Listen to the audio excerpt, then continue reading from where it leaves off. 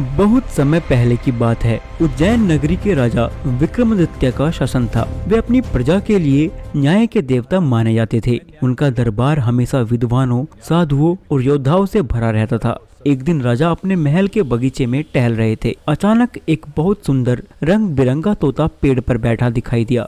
हे महाराज विक्रमादित्य, क्या आप सच में न्याय के प्रतीक हैं? पक्षी, तुम कौन हो और तुम्हें हमारे राज्य के बारे में क्या ज्ञान है? महाराज, मैं आम तोता नहीं हूँ। मैं एक सिद्ध पुरुष का वाहन हूँ और मैं तुम्हें सचेत करने आया हूँ। सचेत? लेकिन किस लिए?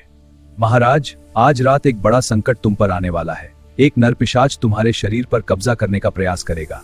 तुम्हें सावधान रहना होगा।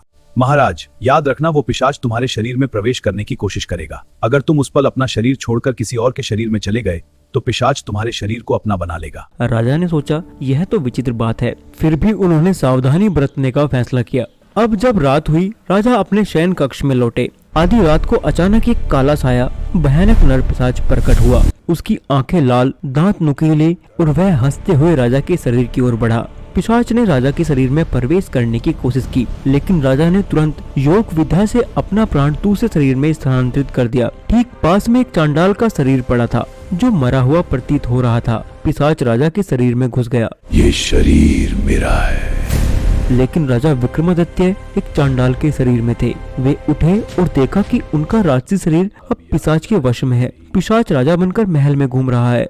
अगले दिन पूरा नगर हक्का बक्का था। राजा यानी पिशाच अजीब व्यवहार कर रहा था। वह मांस मदिरा का सेवन करने लगा, प्रजा पर अत्याचार करने लगा। लोग डरने लगे। इधर असली विक्रमादित्य चांडाल के रूप में शहर में भटक रहे थे। लोग उन्हें अपमानित कर रहे थे, लेकिन राजा चुपचाप सहते रहे। कुछ दिनों बाद वही तोता फिर से राजा से मिला।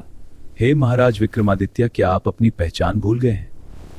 शरीर चाहे चंडाल का हो, पर आत्मा अब भी राजा की है। अब समय आ गया है उसे पिशाच को तुम्हारे असली शरीर से भगाने का।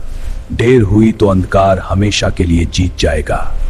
उसका एक ही तरीका है, तुम्हें अपने मूल शरीर में लौटना होगा। और उसके लिए उस पिशाच को मजबूर करना होगा कि वो तुम्हारे शरीर को छोड़ दे। राजा ने योजना बनाई और वो महल में जाकर राजा यानी पिशाच से बोले, महाराज, मैं आपको एक रहस्य बताना चाहता हूँ। पिशाच हंसते हुए बोला, बताओ क्या रहस्य है? महाराज, ये शरीर बहुत शक्तिशाली है, लेकिन इस पर आपका पूरा काबू नहीं है। आप ये बात बहुत अच्छे से जान रहे हैं। राजा यानी पिशाच चौंक गया। उसने चौंकते हुए पूछा, तुम्हें कैसे पता? अगर आप ये शब्द बोलेंगे कि मैं निकल रहा हूँ, तब आप इस शरीर पर पूरा काबू पा लेंगे। पिशाच लालच में आ गया। उसने तुरंत कहा, मैं निकल रहा हूँ। वो तुरंत राजा के शरीर से बाहर आ गया और राजा ने अपना शरीर वापस पा लिया।